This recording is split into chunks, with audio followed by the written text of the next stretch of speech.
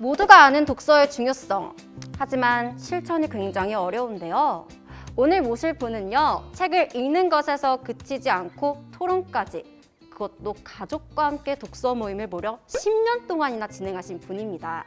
오늘 성덕을 찾아서에서는 그 가족 독서 토론 모임에서 감상문을 책으로 남기신 행복한 독서 여행의 저자 곽규홍 검사님을 모시고 독서와 토론의 중요성, 자녀와 함께 책 읽는 방법뿐만 아니라 소통을 잘하는 방법까지 우리 검사님과 함께 독서 여행 떠나보도록 하겠습니다. 곽규홍 검사님을 큰 박수로 맞이해 주세요.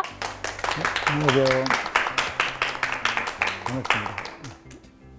안녕하세요. 서울고검의 곽규홍 검사입니다. 여러분들 이렇게 만나게 되어 반갑습니다.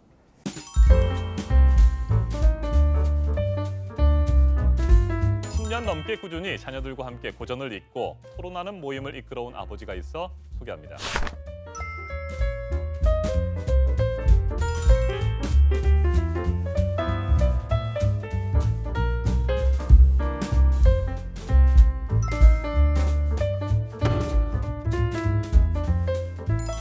이 가족 독서 모임이라는 게 뭐 취지는 좋지만 막상 실제로 해보면 굉장히 어렵다고 느끼실 수도 있는데 제가 미리 말씀드리고 싶은 거는 우리 검찰 가족들이 뭐 다양한 관심도 많으시고 여러 가지로 생각도 많이 하신 분도 많이 계시기 때문에 이런 가족이라는 중요한 가치, 또 독서라는 중요한 가치 이런 걸 이렇게 결합해서 한번 이런 모임이나 이런 걸 가져본다면은 상당히 성과가 있을 수 있기 때문에 이거 너무 어렵다고 생각하지 마시고 한번 오늘 이런 얘기를 한번 나눠 보면서 이게 어떻게 하면 이런 게 정말 재미있게 운영할 수 있나, 또 자녀나 가족에게 도움이 될 수 있나 이런 걸 한번 같이 생각해보는 그런 시간이 됐으면 좋겠습니다.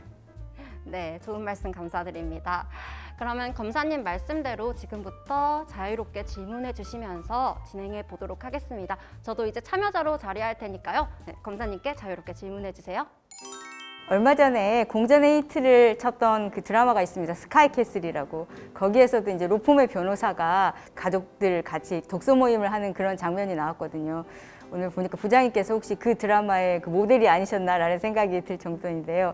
사실 한 달에 한 번 혼자서 책 보는 것도 힘든 일인데 어떻게 이렇게 가족들과 같이 독서 모임을 하시게 되었는지 그 계기가 되게 궁금합니다.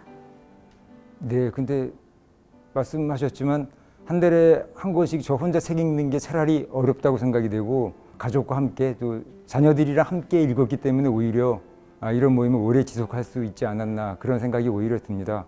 이런 모임을 하게 된 가장 중요한 계기는 자녀들, 저는 아들이 둘이 있는데 그때 아들들한테 어떤 도움을 줄 수 있을까 하는 학업이나 아니면 어떤 지적인 성장을 위해서 어떤 도움을 줄 수 있을까 그런 게 가장 큰 계기가 됐었죠. 그 자녀분들이 시작할 때 중학생이라고 알고 있는데 네. 중학생이면 뭐 사춘기라서 싫다고 반항도 하고 할 수 있을 텐데 어떻게 그걸 잘 유지하셨는지 궁금합니다. 예, 뭐 그런 질문을 많이 하실 수 있는데 사실은 제가 이거 하다 보면서 느낀 거는 자녀들이 뭐 부모에 대해서 무슨 반항심을 보일 때도 있고 그렇긴 하지만 근본적으로는 굉장히 엄마 아버지에게 이렇게 인정받고 싶어하고 이렇게 좀 좋은 모습을 보이고 싶어하는 것 같아요. 오히려 뭐 반항하는 듯한 말을 할 때라도 사실은 그런 마음이 바탕이 돼 있다고 생각하는데 그냥 뭐 내가 굉장히 이걸 중요하다고 생각하고 당연히 해야 되는 것처럼 이렇게 시작을 했던 것 같습니다. 한 가지 더 질문이 있는데 네. 그 하다 보면 독후감 쓰는 게 어른이나 아이나 제일 힘들어하는데 그거는 어떻게 해결하셨나요? 뭐 독후감 쓰는 게 가장 힘들지만 사실 이 가족 독서 모임에서 제일 중요한 부분이 독후감을 쓰는 거라고 생각합니다. 뭐 오히려 자녀들보다도 부모들이 더 어렵게 생각하는 것 같았어요. 우리 아이들이 내 독후감을 보고 어떻게 생각할까? 우리 엄마 아버지가 너무 못 썼다고 생각하는 거 아닌가? 그런 걱정 때문에 좀 힘들게 생각하시는 분이 많았고 너무 그 강요적으로 하는 게 아니라 엄마 아빠도 똑같이 쓰니까 나도 써야 되는 건가 보다. 그런 걸 이제 써가지고 카페에 올리기로 했는데 제가 먼저 올리고 그러면 당연히 나도 올려야지. 다른 가족에서 올리면 나도 당연히 올려야지. 이렇게 해서 그냥 좀 재미있게 진행을 하면 그게 꼭 독후감을 뭐 써야 된다라는 그런 강요적인 그런 건 아니었던 것 같아요.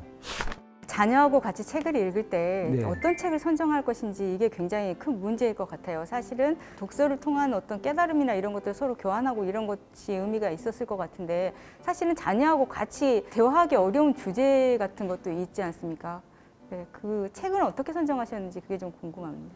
책 선정은 주로 고전을 위주로 했고 문학 작품을 좀 많이 집어넣어야 되겠다.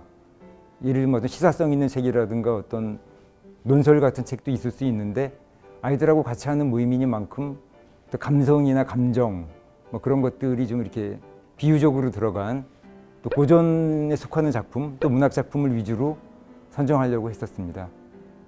어려운 책인 경우에 좀 읽기가 쉽지 않잖아요. 네. 네. 그런데도 불구하고 어떻게 끝까지 읽을 수 있게 하셨는지가 궁금합니다. 책들이 보통 다 어렵습니다. 왜 어렵냐면은 우리들이 뭐 청소년 도서라든가 뭐 고등학생 필독서 이런 걸 보더라도 사실 지금 우리가 읽으려면 굉장히 어려워요.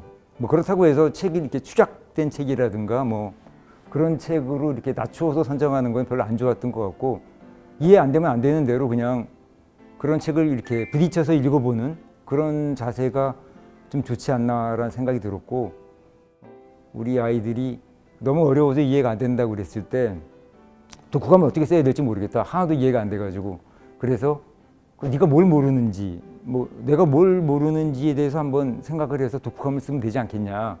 이해 못할 수도 있는 거기 때문에 내가 왜 이걸 이해 못하나 내가 뭘 모르나 뭐 이런 거를 생각해보는 기회가 되면 어떻겠냐. 뭐 그런 대화를 나눴던 기억이 있습니다. 그러니까 책이 어렵다고 해서 뭐 쉬운 책을 택한다라기보다는 왜냐하면 지금 고등학교, 중학교 과정에서 우리가 보통 읽어야 될 책들이 다 어렵기 때문에 그런 것들을 그냥 이해되는 것만큼 읽어 나간다. 뭐 그런 생각, 뭐 그런 태도로 한번 진행했던 것 같습니다. 네, 검사님의 말씀을 듣고 보니 함께 이야기하고 사색하고 그리고 같이 독후감도 쓰고 그걸 나눠보는 과정에서 굉장히 생각의 폭이 넓어지는 그런 과정이었던 것 같습니다. 또 한편으로는 저도 그 자리에 있었던 것만큼 생각도 많아지고 여러 가지의 느낀 점들이 많이 생겼는데요. 저희 죄송하지만 1부는 여기서 마무리를 해야 할 것 같습니다. 오늘 귀중한 시간 내주신 우리 곽균 검사님 정말 감사드리고요. 생생하게 이야기해 주셔서 너무 좋았습니다. 네, 감사합니다. 고맙습니다.